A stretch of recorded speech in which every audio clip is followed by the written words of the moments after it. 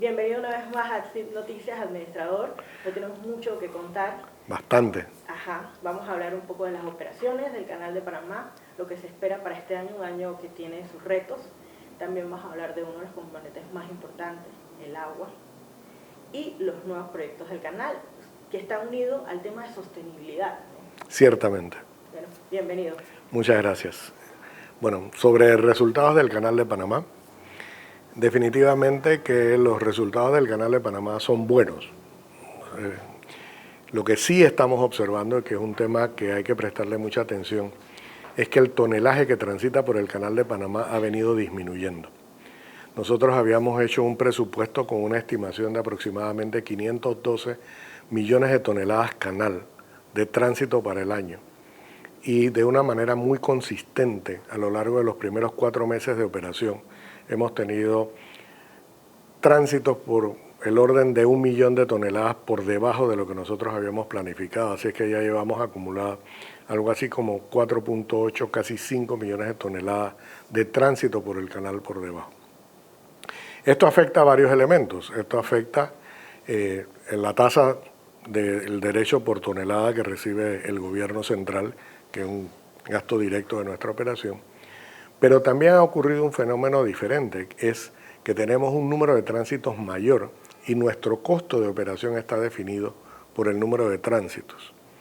Y el número de tránsitos también define la cantidad de agua que utilizamos. Entonces, cada tránsito que utiliza la misma cantidad de agua, independiente del tamaño del buque, en la medida que estos tránsitos aumentan, de la misma medida entonces la utilización de agua aumenta proporcionalmente. ¿Qué ocurre? Este año ha sido un año donde los niveles de los lagos están en su máximo nivel de almacenaje porque tuvimos un año muy húmedo.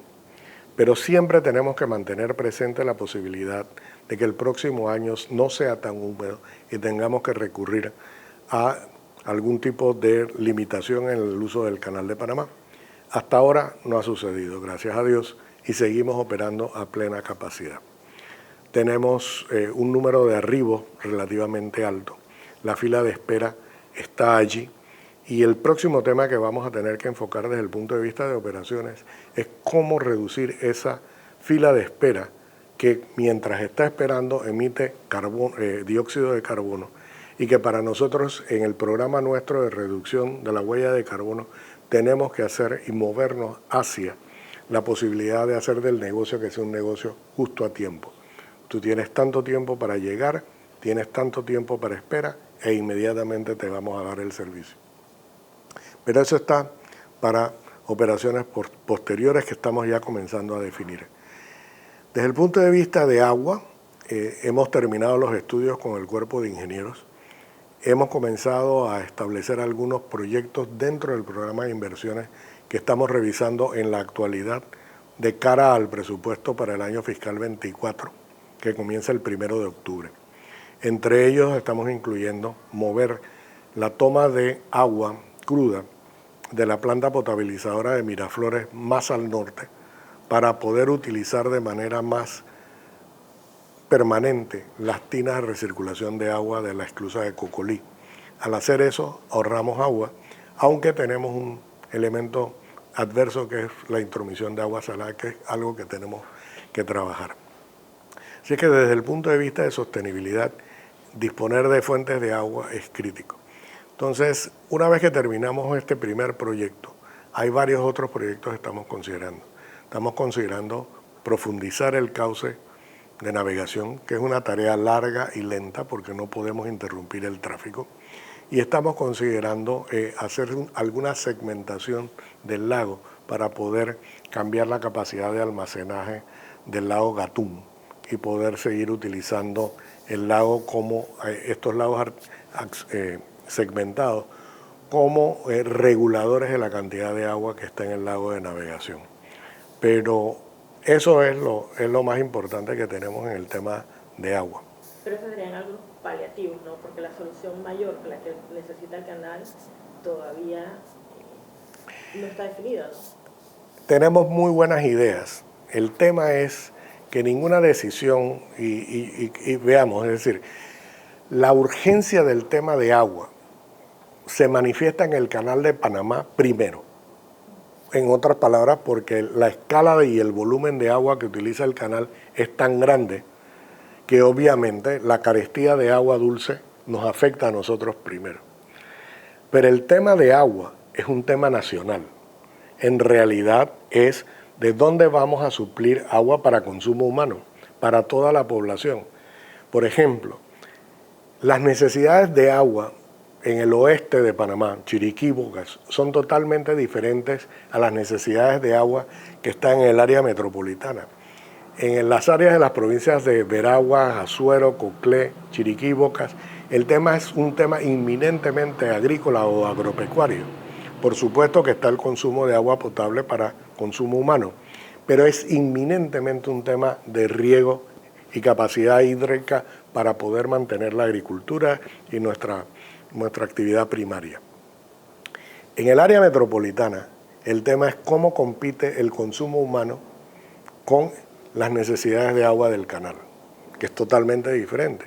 Y aun si nos vamos al este de Panamá, posiblemente allá debe quedar la reserva hídrica más importante en la medida que nosotros reforestemos y mejoremos la condición natural de esos embalses. El país cuenta con 52 embalses diferentes, más allá de la cuenca hidrográfica del canal.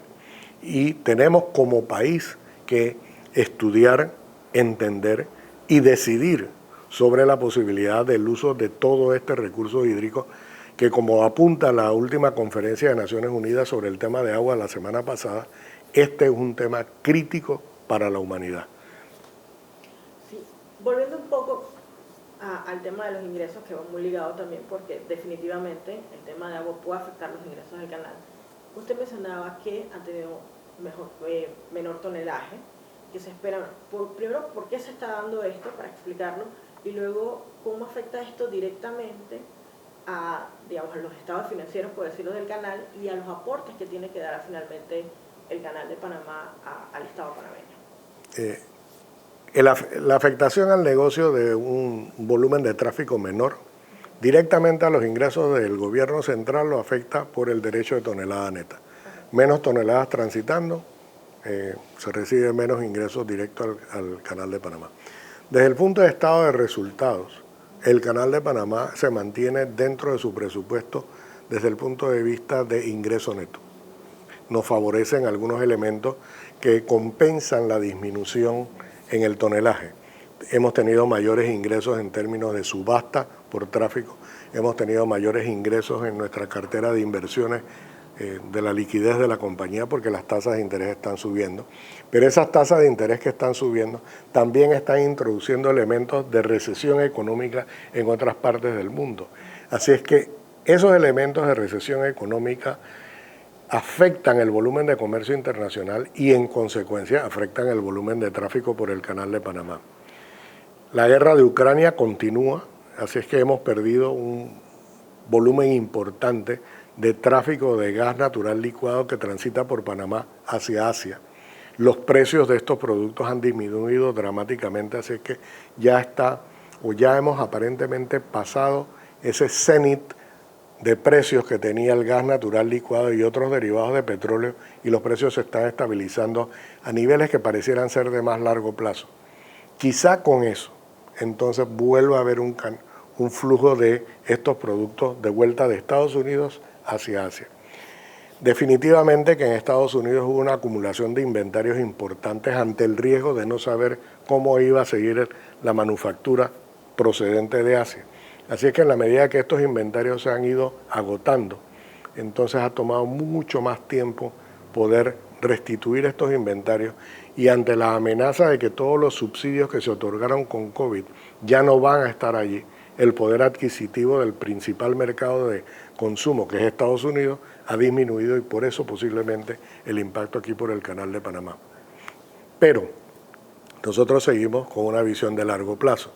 Aun si este año, que proyectamos 512 millones de toneladas canal, quedásemos por debajo de los 500 millones de toneladas al final del año, creemos que para el próximo año debemos estar nuevamente por encima de las 500 millones de toneladas, aproximadamente entre 505 y 510, cosa que estamos afinando cuando vamos a presentar el presupuesto.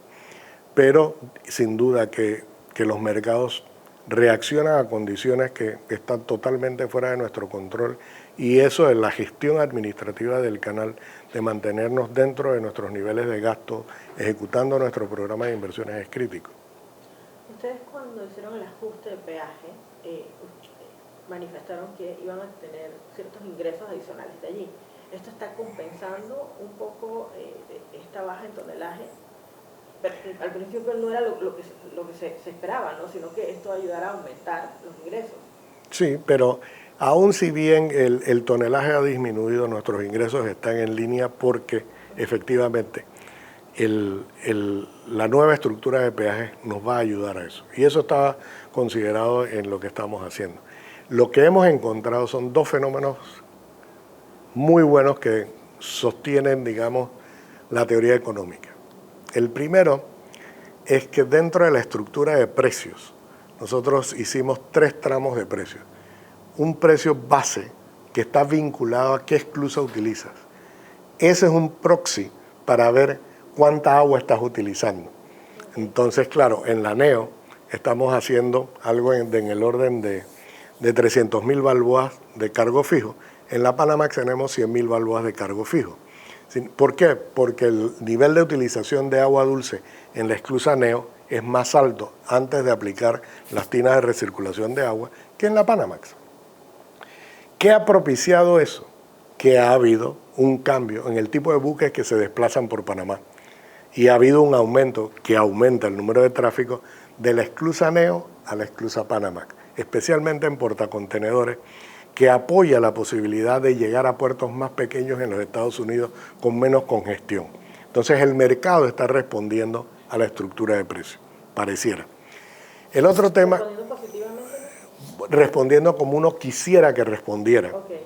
Entonces sí existe un periodo de atraso en la reacción del mercado, pero el mercado está registrando nuestro esquema de negocio y la importancia del agua dentro de la estructura de precios. Eso es lo primero. Lo segundo es que aún y a pesar de todo esto, nosotros tenemos otros productos. Entonces, en el tema de subasta, aseguramiento de espacio, confiabilidad, nosotros tenemos otros precios que van en el tercer tramo, que es lo que nosotros llamamos precios dinámicos. Y eso está compensando porque depende de la oferta y la demanda en cada momento. Así que en términos generales, lo que no se está logrando por tonelaje, se está logrando por otros servicios marítimos. Y eso nos mantiene en línea con el nivel de utilidades que esperamos para el año fiscal. ¿Hay una cifra más o menos cuánto ha generado este aumento del peaje? Todavía no hemos hecho una cuantificación neta de cuál es el impacto, pero queremos descomponerlo por cada uno de los 3 renglones que aporta. Y eso lo tenemos que presentar en el informe que refleja el cierre del año, del trimestre que cierra el 31 de marzo. 500 y tantos millones por el cargo de agua dulce, ¿eso corresponde a? Al cargo de agua dulce que se estableció en el 2020. Okay. Entonces, ese cargo de agua dulce lo hemos suavizado porque hemos pasado parte de ese cargo a la parte básica del peaje como está configurado actualmente. ¿El peaje ha tenido un impacto en la decisión de las navieras en tener tránsitos en el canal? De alguna forma, viendo la competencia que tenemos con otras vías, ¿seguimos siendo competitivos? Seguimos siendo competitivos. Lo que sí ha sucedido que de 10.000 balboas por contenedor, la tarifa está ahora mismo en alrededor de 2.000 balboas, que era el precio histórico del tema. Por supuesto que los clientes han planteado que nosotros nos quisimos aprovechar de esa alza excepcional de precios para poder incorporar nuestros precios. Pero a contraprestación de eso, nosotros siempre hemos indicado que agua es el elemento crítico sobre el cual se valoriza la ruta. Eso tiene su peligro, porque si el agua sigue siendo un elemento escaso y queremos mantener el valor del agua en el precio que nosotros cargamos, nos puede sacar de competencia. Y ese es el riesgo y por eso la necesidad de encontrar fuentes de agua, porque sin agua nosotros no podemos operar. Y por eso es que el tema de agua, si bien es urgente en el caso nuestro, con un poco de atraso, pero con similar urgencia, es un tema nacional.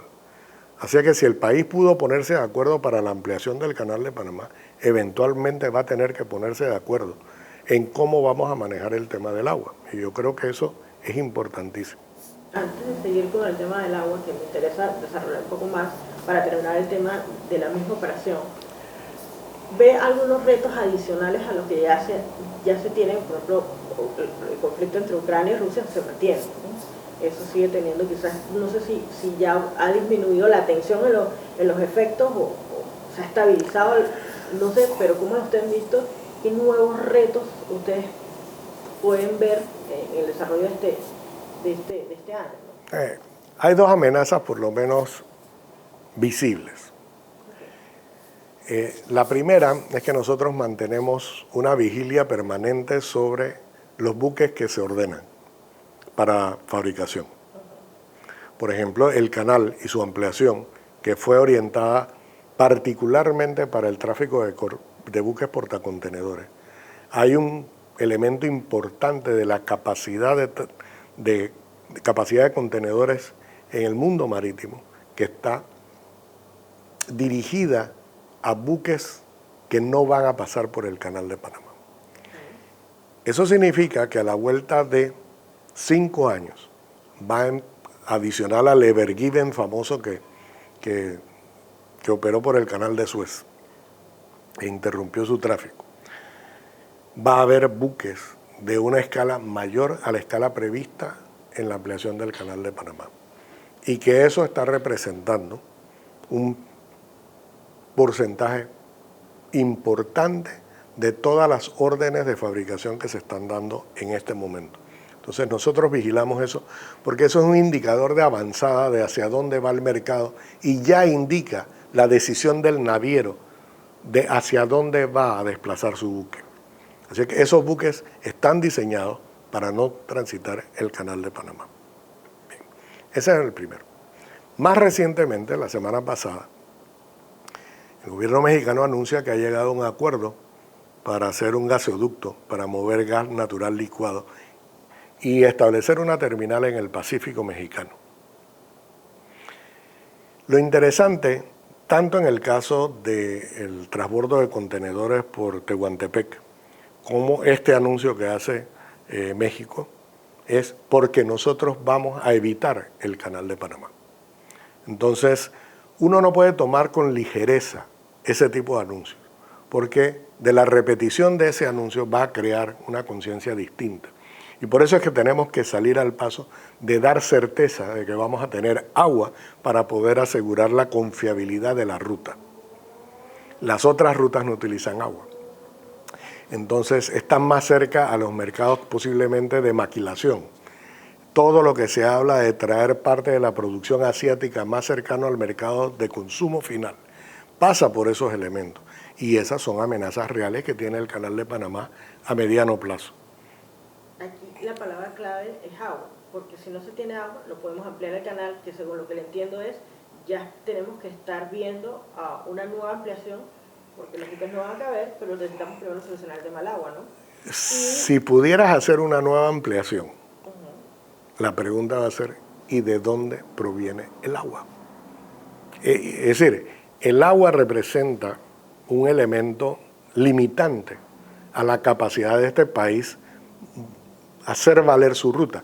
Por el otro lado, también es cierto que Panamá ha sido lo suficientemente inteligente. La posición geográfica, Panamá la ha explotado con múltiples tecnologías. Y nosotros vamos desde el camino de cruces hasta la fibra óptica, pasando por el oleoducto, canal, ferrocarril, lo que quiera.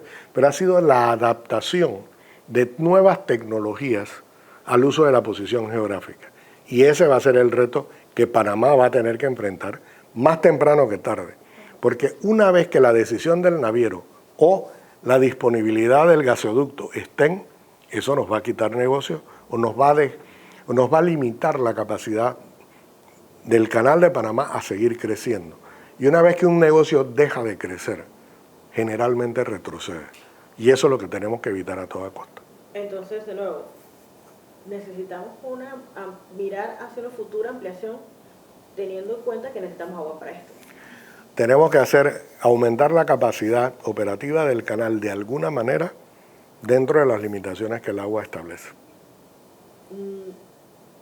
¿Una ampliación nueva estaría dentro de estas posibilidades? Sí, siempre. Nosotros nunca descartamos ex ante ninguna opción. ¿Y para cuándo estamos viendo esta necesidad de que ya el número de buques que transitan por el canal podría verse afectado por el tema del tamaño?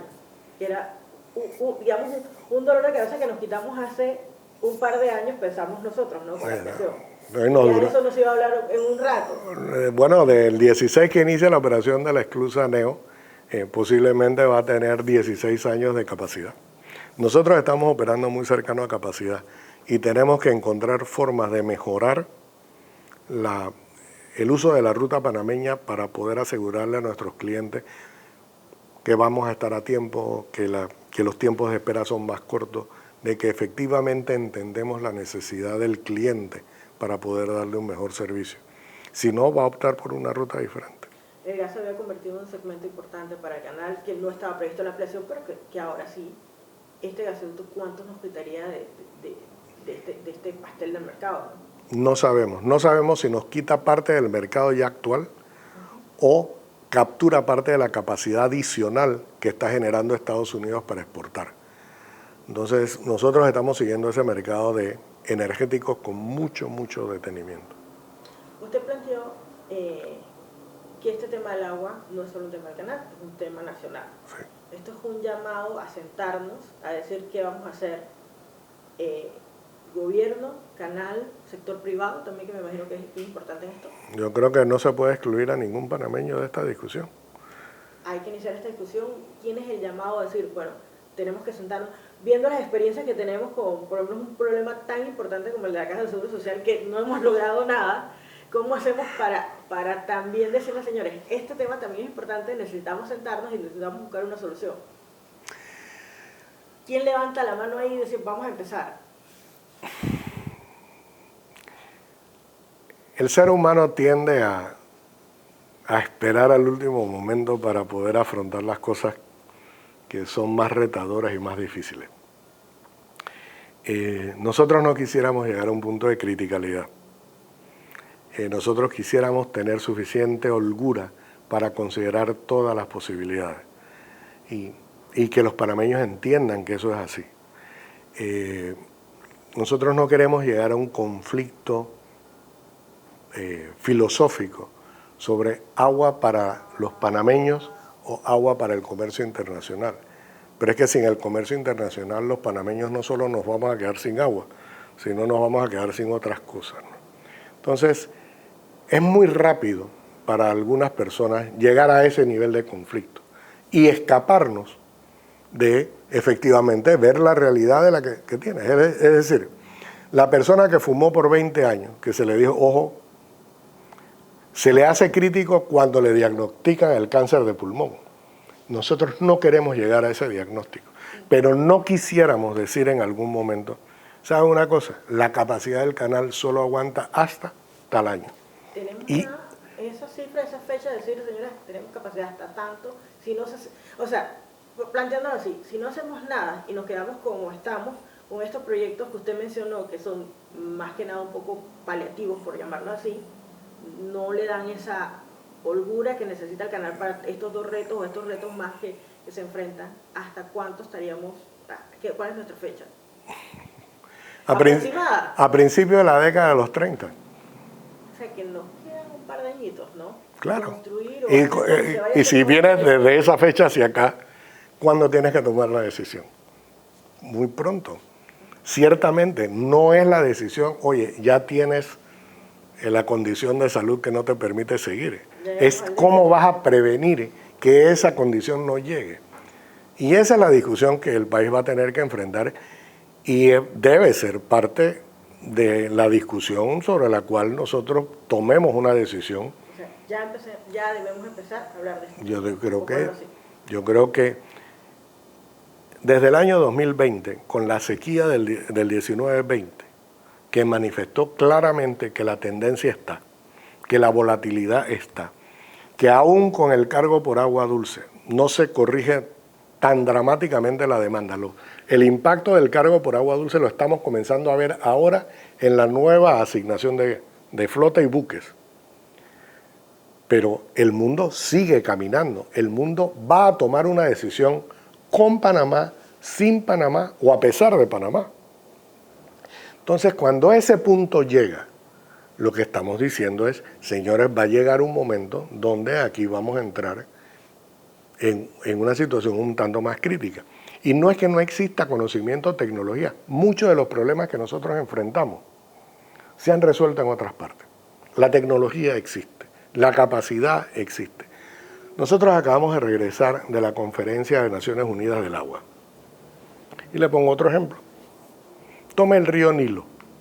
El río Nilo nace en Uganda, en las cataratas de la Reina Victoria. Pasa por 14 países diferentes, culturas, necesidades distintas, y termina en Egipto. Termina en Asuán, la presa.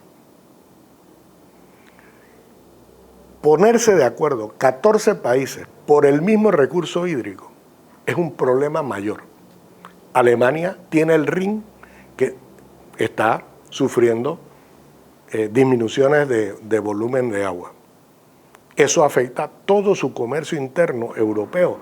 Es el Rin y el Danubio. El río Mississippi el año pasado presentó sequía que afectó la capacidad de Estados Unidos de poder exportar granos desde Nueva Orleans. Esas son señales claras que se están dando. Panamá, con mucha creatividad todavía, ha resuelto el tema del agua. Pero las opciones se agotan a medida que vas utilizando una y otra y otra. Entonces, el tema de la discusión de agua, sí. Hay personas que consideran que ese es el único tema que se habla aquí en el canal. Es que sin agua nosotros no podemos operar. Entonces, y este es un recurso que demanda la atención porque es un recurso que tienes que valorizarlo, tienes que respetarlo y tampoco le podemos pedir a una sociedad que no tiene agua que ahorre agua. La primera responsabilidad que tenemos como país es que todos los panameños tengan agua. Y comencemos por ahí. Todos los panameños tengan agua. A un costo razonable, todos los panameños tengan agua. Es lo primero. Cuando nosotros podemos enfrentar ese reto y decir cómo lo vamos a hacer de una manera económicamente eficiente, deja ciertos grados de libertad para que el canal diga, nosotros vamos a hacer este pedazo. Pero la prioridad es todos los panameños deben tener agua. Entonces, todos estos proyectos que se habían hablado al inicio de su gestión, de salinización, de otros, están, digamos que, están hasta que nos sentemos todos solucionando. No, nosotros vamos a seguir. Nosotros tenemos una responsabilidad constitucional de hacer de este canal una empresa sostenible. Y esa sostenibilidad significa que nosotros tenemos que mantener la operación abierta. Si en algún momento el canal no estuviera disponible para el comercio internacional, introduce un nivel de incertidumbre al cliente cuya decisión va a ser, yo voy a comprar la póliza de seguro, voy a hacer un barco más grande que no pase por ahí. Y entonces, ¿hasta qué punto pueden ustedes continuar solos sin el resto de los componentes de este problema, que es una década? Hasta allí pueden llegar ustedes. A la capacidad que tenemos ahora. Y en esos proyectos ya hay una decisión, ¿cómo se va a manejar, cuándo se van a tener? El primero va a estar en el presupuesto del año fiscal 24. Y hay dos más. ¿Lo recuerda? Sí, ese es el proyecto de mover la toma de agua de la planta potabilizadora de Miraflores. Ese es uno. Ya vamos a comenzar a hacer especificaciones para dragar mejor el cauce de navegación. Eso nos da un almacenaje en la parte baja del cauce. Y vamos a comenzar a ver algunos temas inclusive de desalinización, de ser posible, o de reducción de intromisión de agua salada dentro del cauce de navegación. Entonces, esos son los que nosotros podemos hacer en los terrenos que son propiedad del Canal de Panamá. Okay. Pero las otras soluciones están fuera del área del Canal de Panamá. Y esas tenemos que consultarlas, esas tenemos que discutirlas. Ahora sí, en los temas de nuevos negocios, que también pueden ayudar a diversificar un poco también al Canal de Panamá. Ya la Corte finalmente habló, ya les dio como luz verde a ustedes de poder hacer otro tipo de de proyectos, pero que son relacionados de alguna forma al canal. Dentro de estos, ¿cuáles son los más viables que ustedes están analizando para ver si hay alguno que se va a retomar, de los que se tenían, si hay nuevos? Mira, hay en el 2016-17, adicional al puerto de Corozal, el Canal de Panamá tenía una cartera de conceptos que iba a llevar al mercado. Evidentemente que las condiciones económicas del mundo han cambiado dramáticamente desde ese momento a la fecha. Una vez que la Corte Suprema falló y su fallo dice que el Canal de Panamá puede considerar otras actividades, nosotros hemos comenzado a hablar con potenciales clientes en diversos tipos de proyectos para aumentar la capacidad, para poder dar mayor flexibilidad de tráfico a los buques, el trasiego de contenedores, la posibilidad de inclusive agregar una carretera desde el puente Atlántico por la ribera oeste. Ese tipo de cosas siguen estando a nivel conceptual. ¿Dónde está la prueba? Uno podría hacer un análisis de costo-beneficio en papel. O uno podría tratar de ir al mercado y preguntarle al mercado, ¿cuánto estarías tú dispuesto a invertir en una oportunidad como esta? Entonces, la próxima etapa de haber identificado o haber reducido eso, por ejemplo, había áreas de almacenaje y operación logística, sí algo de eso, pero no a la escala y en el sitio donde estaba. ¿Por qué? Porque el mercado nos ha dicho, tienes que minimizar las distancias, tienes que minimizar la rotación. Eso significa que los sitios ideales deben ser en tal lado, tal lado, tal lado. Algunos son nuestros, otros no lo son. ¿Qué otras cosas tiene el Canal de Panamá que lo hace, que le da una ventaja comparativa? Una capacidad de ejecución y poder desarrollar su programa de inversiones dentro de los parámetros que nosotros tenemos en nuestros reglamentos. Pero antes de aventurarnos a ellos, nosotros necesitaríamos una indicación del mercado de que efectivamente, si nosotros vamos por esa ruta, va a haber compradores para ese producto. Como lo dije hace como 2 o 3 años, si Amazon viene a Panamá y nos toca la puerta y dice, nosotros necesitamos 150.000 metros cuadrados de bodega, y este es el acuerdo, nosotros vamos. Pero necesitamos, la demanda define la inversión, no la oferta. Nosotros sabíamos que había una demanda por tráfico de buques más grande y construimos la infraestructura. De la misma manera, tenemos que asegurarnos de que no vamos a construir algo que no van a utilizar. Nosotros no podemos ser irresponsables en la decisión de inversión. Y para eso requieres hacer la diligencia requerida para poder asegurarte que cuando salgas a la más amplia competencia en ese tema, tú tengas un mercado que tenga el apetito por hacerlo. Cuando Corozal salió, al final no hubo participantes. Pero era... Obviamente, hubo todos los elementos. Un proyecto en que tiene 7 demandas en la Corte. Exacto, entonces nosotros tenemos que estar seguros que toda esa experiencia no se repite y estar totalmente blindados de que eso es así, de manera que no arranquemos a crear una expectativa que después nos explote en la mano. Ahora usted dijo, si Amazon viene, pero el canal no puede ir a Amazon y decirle, te puedo poner esto aquí si vienes acá. O sea, poniéndole... Obviamente, no, nosotros podemos, exacto, nosotros no es que estamos pasivamente esperando que vengan por nosotros. Nosotros efectivamente nos estamos acercando a compañías muy grandes, a ver si hay el apetito para hacerlo. Y que de alguna manera haya una confirmación de que existe el interés. Hasta ahora ha habido algunas propuestas muy livianas, es decir, nosotros queremos algo mucho más contundente. Y la contundencia, desde algún punto de vista, pasa por el matiz de cuánto vas a invertir. Porque esto no es una situación de que, bueno, háganlo ustedes y nosotros venimos. Esto es, ¿cuánto vas a invertir? ¿Por qué?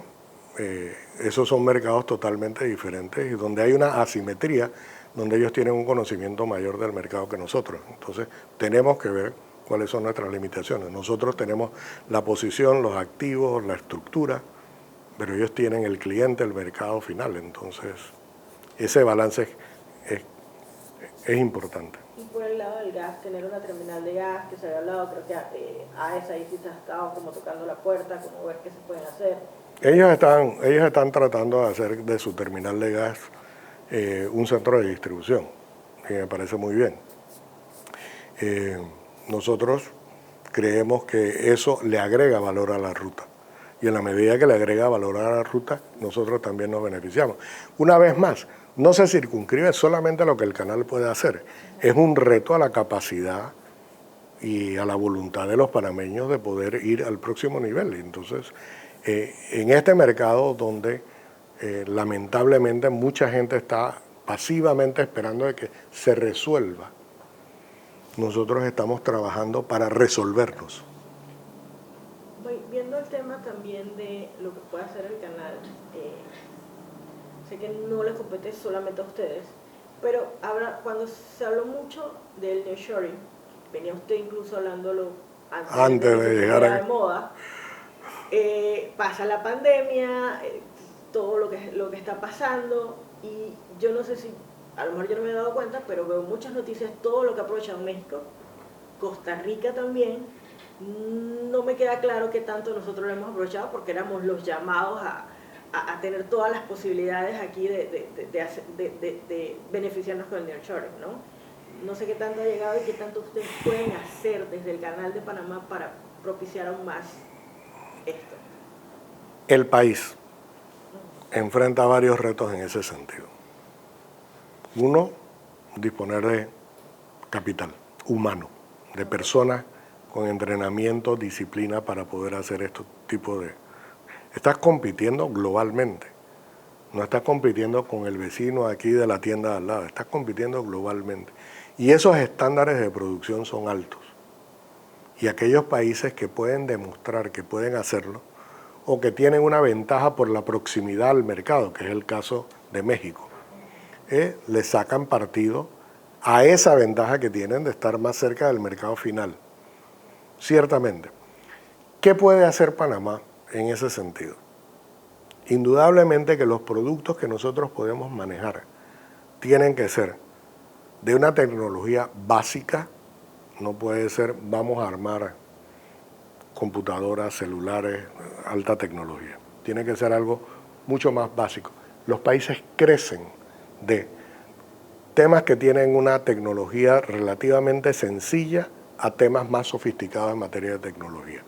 Y así va creciendo el conocimiento de la gente y la gente le permite llegar más lejos. Eso es lo primero.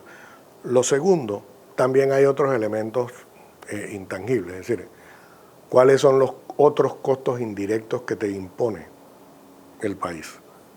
Costo de disponibilidad de electricidad. No solamente la disponibilidad, la confiabilidad, la calidad. No puedes tener fluctuaciones de voltaje importantes porque los equipos no funcionan en eso. Entonces, ahí con eso estás eliminando segmentos que requieren alta tecnología y alta confiabilidad. Entonces, ¿a qué universo nos podemos referir nosotros? Básicamente a mucho de lo que es reempaque, remanufactura. Hay compañías que se han establecido en Panamá haciendo eso para mercados de distribución en América Latina. La otra desventaja, distancia. México está cerca del mercado de consumo. Nosotros estamos cerca de Sudamérica. De todas las subregiones del mundo, la de menor crecimiento es América Latina. Entonces el entorno alrededor nuestro no encuentra en nuestro mercado natural la demanda necesaria para hacerlo. Y si la hubiera, hay economías como Colombia que tienen una fuerza laboral mucho más dedicada a hacer este tipo de trabajo, que es mucho más industrial y menos comercial, y nos lleva un poco de ventaja. Y la otra parte es, si enfocamos hacia Estados Unidos, la distancia no trabaja a favor nuestro. O es una desventaja parcial. ¿Podrías traer carga marítima que puedas convertir para distribuir aérea? Lo hemos conversado. Algo de eso hay empresas aquí en Panamá que lo están haciendo. ¿Tiene el canal espacio en ese universo? Muy poco, porque ellos controlan y tienen y conocen mejor esa actividad. ¿En cuáles otras actividades podemos trabajarlo? Nosotros no queremos ser simplemente el dueño inmobiliario de la propiedad y recibir una renta. Nosotros queremos participar del negocio y aprovechar la posición geográfica para sacarle ganancia. Entonces, quizás es una aspiración muy alta, quizás vamos a tener que revisar nuestras aspiraciones, pero nosotros estamos apuntando a sacar el máximo provecho de la posición geográfica en aquellas actividades donde creemos que el país tiene una oportunidad distinta al resto de la región. Y creo que hay 6 o 7 iniciativas que en su momento nosotros podríamos anunciar cuando tengamos cierto... ¿Alguna que podría o dar unas pistas de cuáles podrían ser estas? Fíjate una que para nosotros tiene mucho valor social. Nosotros en la cuenca hidrográfica del canal hemos, a lo largo de 10, 12 años, trabajado con los moradores y ellos ya son productores de café. El tema de cambio climático y emisiones de carbono te lleva a la consideración de biocombustible. Biocombustible es algo que requiere agricultura como materia prima. Encadenar al productor agrícola a la corriente de comercio internacional que representa darle biocombustible al canal para que haga sus operaciones es una forma de hacerlo bien. ¿Qué se necesita en ese caso? Traer el conocimiento de agricultura, saber cuáles son las especies, educar a las personas y hacerlos partícipes para que ellos hagan, utilizando el modelo que tenemos de estas 3.000 familias en la cuenca, llevarlo y multiplicarlo por 5 para poder producir un producto que le permite a Panamá tomar una posición en este tema de cambio climático. ¿Puedes poner una refinería para poder hacer biocombustibles en Panamá? Posiblemente, pero va a depender de que la cadena entera esté aquí. Eso significa que tú tienes que venir al campo, educar a las personas. Eso no es tecnología de fabricación de celulares, es una tecnología mucho más básica dentro de las capacidades que nosotros tenemos y dentro de los activos que nosotros tenemos, de cultivos que no sean intensivos en consumo de agua, para poder producir esa materia prima que puedes refinar para hacerlo un biocombustible. Para nosotros ese es un tema importante y como puedes ver, parte de la licitación que nosotros tenemos para remolcadores incluye que el motor puede operar con biocombustible. Si llegamos a lograr el biocombustible, pero que no sea el remolcador la barrera que nos impida aprovecharlo. Entonces, eso nos ayuda inclusive a bajar nuestra propia huella de carbono, que es una meta que tenemos para el 2030. Entonces, ahí hay un ejemplo de algo que se puede hacer, que tiene integralidad y que arropa aparte de los panameños para incluirlos como productores del canal. Antes de ir a lo de la huella de carbono y a todos los proyectos que tienen por ahí rapidito, estamos hablando de la cercanía, pero aquí tenemos un problema. El eje está concentrado Colón-Panamá. Sin embargo, estamos muy distantes de lo que está pasando en el occidente, en el oriente, y esta integración que necesita la salida al mar de los productos no la hemos logrado. No. Podemos hacer algo para aprovechar. Tenemos el canal que nos pone en una posición geográfica muy buena, que estamos hablando del comercio internacional, pasa por aquí, pero nuestro eje, nuestro comercio, digamos, interno, no lo estamos aprovechando. Depende de qué quieras exportar. Hagamos la aritmética. ¿Cuánto cuesta mover un contenedor de Savannah, Georgia, un puerto de destino que pasa por el canal de Panamá, al centro de distribución en Chicago? ¿Y cuánto cuesta mover un contenedor de una terminal en el Pacífico a una terminal en el Atlántico? Es decir, nosotros mismos queremos mantener este mercado chico. Por eso habla de salida al mar, o sea, hacerlo vía claro, marítimo. Pero entonces en aquellas oportunidades sí existe la posibilidad de hacerlo mejor. Ya los contenedores están aquí, ya puedes cargar la mercancía aquí.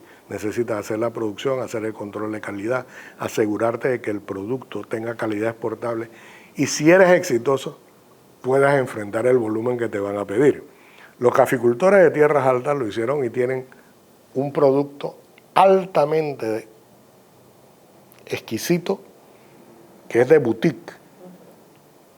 Y ellos han hecho un paso impresionante. Ese es un ejemplo de algo que se puede hacer. Pero una vez más, tienes que buscar un producto de altísimo valor para que pueda tolerar el costo de producción panameño. Entonces, ¿cuántos productos boutique como ese café tenemos en el país que podemos calificar particularmente? Este es un producto panameño de esta calidad. Y hacia allá posiblemente es una de las áreas donde podemos hacerlo. Yo creo que la conectividad está para poder hacerlo por una ruta o por otra. Y considero que un país pequeño como este, que es inminentemente comercial, depende de toda su red de transporte para poder ser eficiente. Necesitamos el reto y lo podemos hacer. Y quizás puede ser abaratar este costo para que no sea solamente este producto de boutique. Exacto. Sino llevarlo a todos los niveles. Exacto. Hablemos entonces de la huella de carbono del canal, todos estos proyectos. Usted en la conferencia anual marítima hizo algunos anuncios que van más o menos por allí. Cuéntenme un poco. Varias cosas. Nosotros hicimos esta propuesta de peajes que va hasta el año 2025. Y ya le hemos dicho a la industria que uno de los criterios que vamos a utilizar para los peajes del 26 en adelante es crear algo similar a lo que es el cargo por agua dulce, que sea una sobretasa según el índice de emisión de carbono. ¿Dónde está el problema? El mundo está caminando a reducir la huella de carbono y la industria marítima tiene, entre comillas, un acuerdo de tratar de ser carbono neutral o cero emisiones de carbono para el 2050. Carbono neutral en el 30, cero emisiones de carbono. Inclusive la actividad agroforestal representa una oportunidad para este país para hacer un banco de crédito de carbono. Que pareciera atípico para un negocio del Canal de Panamá. Ahí tenemos otro negocio que nos permite acercarnos a la población para que ellos puedan producir un producto que tiene valor internacional. Bien, el canal no va a tratar de escudarse en el crédito de carbono como una tarea para reducir su huella. Nosotros vamos a usar toda la tecnología disponible para reducir al mínimo la huella de carbono.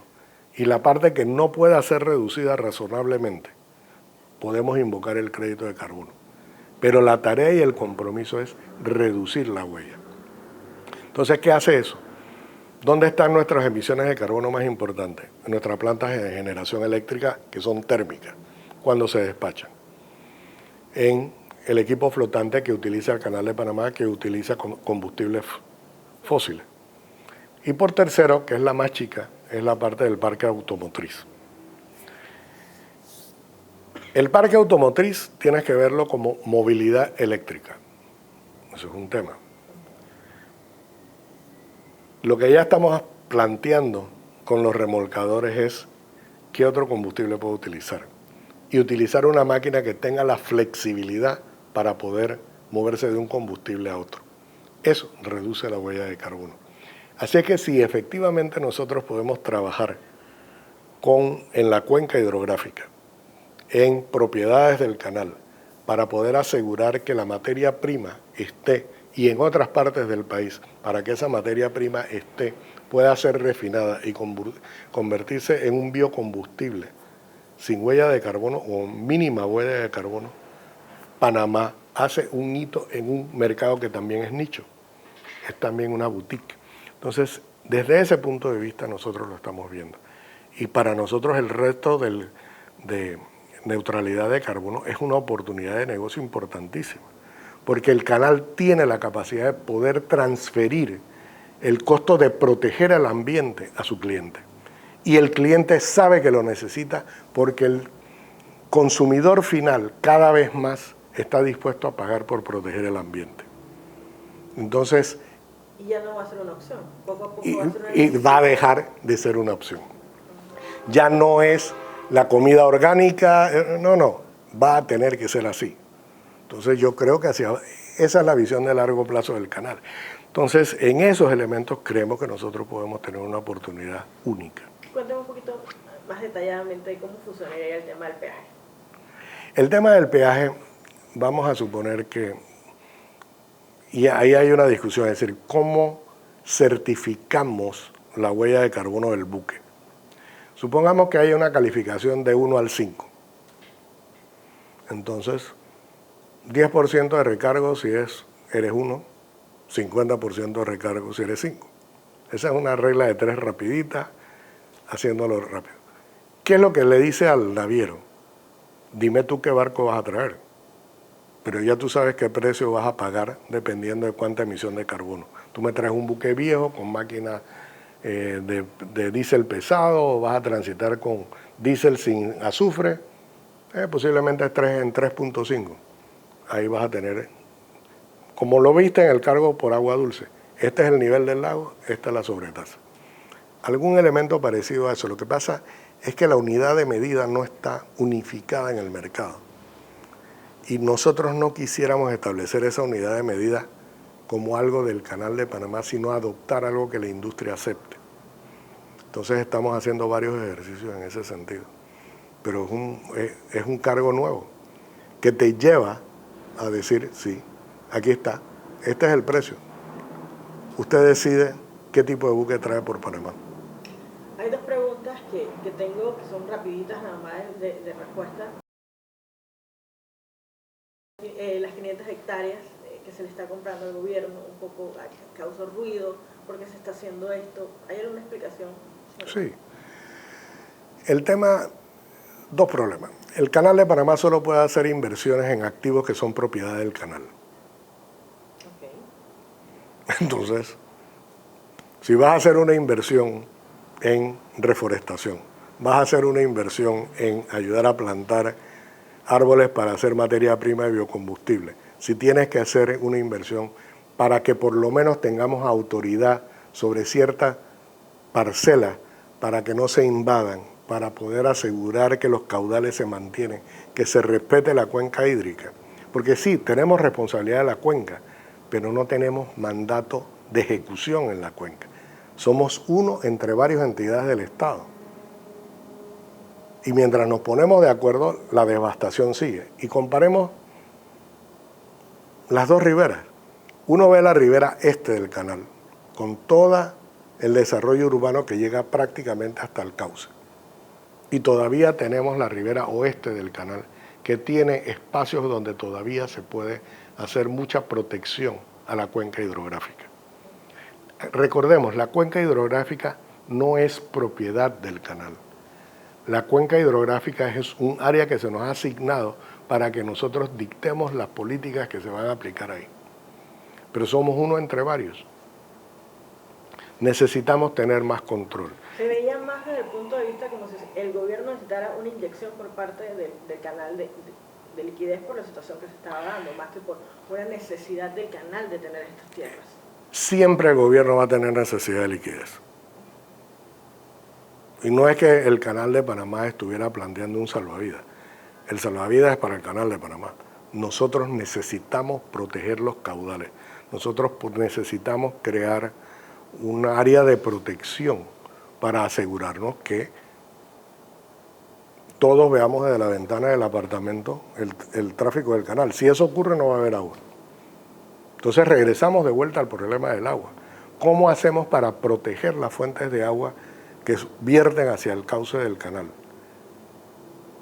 Si lo tratamos de hacer con los permisos de compatibilidad, con algún tipo de restricción, o lo hacemos directamente, vamos a comprar estas parcelas para poder asegurarnos que por lo menos es nuestra, tenemos control y podemos ejercer la autoridad de ser propietario. Entonces, esa es la filosofía que hay detrás de todo este asunto. ¿Que va a haber comentarios de otra índole? Seguro que los va a haber. Y si no lo hacemos, va a haber la crítica de por qué no lo hicimos. Entonces, yo entiendo el tema y la suspicacia que eso despierta. Pero veamos otro ángulo, ¿no? Si yo se lo compro a un particular, el comentario, ahí hay una componenda. Por lo menos el precio del gobierno es un precio conocido, establecido. Podemos estar o no estar de acuerdo y al final no comprar. Pero hay un procedimiento claro. No hay un individuo detrás que tiene una comisión generada en el proceso. Es relativamente más transparente. Y hay un último elemento que es importante. El Canal de Panamá es parte del Estado panameño, pero no es parte del gobierno de Panamá. Así es que cuando nosotros nos acercamos a comprar un activo del gobierno, lo hacemos como si fuéramos un particular. Y si alguien viene y pone un precio más alto, perdimos. Pero eso valida el hecho de que hay una separación entre el gobierno central y nosotros.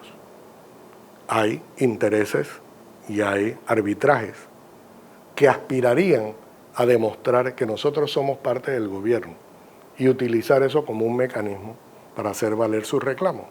Entonces, parte de la idea de mantener esa separación entre una cosa y otra es seguir los procedimientos como si fuéramos un ciudadano común haciendo una transacción con el gobierno, en el interés de proteger fuentes de agua, tener activos sobre los cuales hacer más desarrollo y poder llevar más capacidad en más de 3.000 familias y poder escalar eso para que sean beneficiarios del Canal de Panamá de forma directa.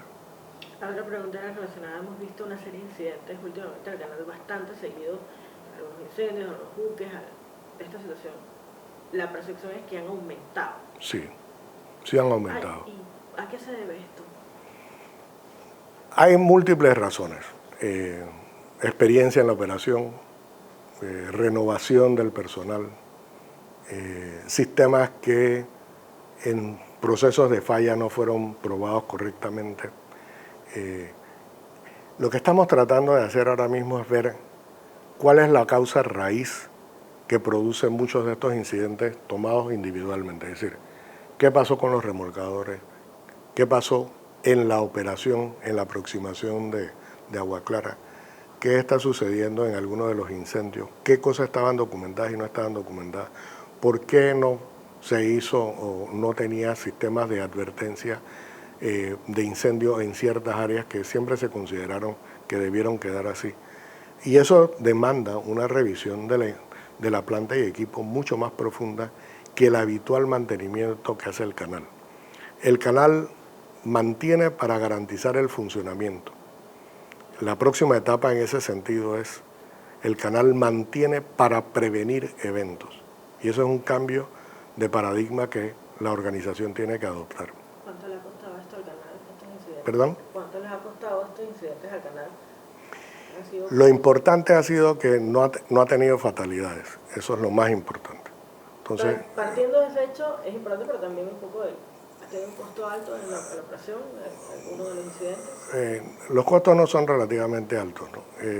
Hay que hacer mantenimiento, hay que reparar las lanchas, sí, varios millones de balboas que tienes que hacer en eso. Pero el programa que surja después de hacer todo el análisis forense de lo que sucedió, sí va a llevar cientos de millones de balboas en rehabilitar, reemplazar, cambiar sistemas, y hay que hacerlo nuevamente, como si tuviéramos. Hoy estábamos viendo el presupuesto y justamente estábamos discutiendo cuánto de eso tenemos que hacer el próximo año. Y estamos esperando algunos diagnósticos de carácter forense para estar seguros que sabemos cuál fue la causa raíz que produjo ese accidente. Bueno, ya para finalizar, un poco cuál sería su mensaje sobre este año, sobre lo que están haciendo, las cámaras sensibles. No, el canal está aquí para servir a todos los panameños a través del servicio que le ofrecemos al mundo. El canal es de todos los panameños. Hoy, en particular, queremos celebrar al trabajador del canal. Hoy es el Día del Trabajador Canalero. Así es que, qué mejor oportunidad de poder compartir esta entrevista con el país, con tu audiencia, en este Día del Trabajador Canalero. Y yo, como el último de los trabajadores del canal, compartir con ustedes el hecho de que somos una empresa dedicada, comprometida y con una visión de largo plazo para el bienestar de este país, aprovechando su posición geográfica. Muchísimas gracias. A la orden.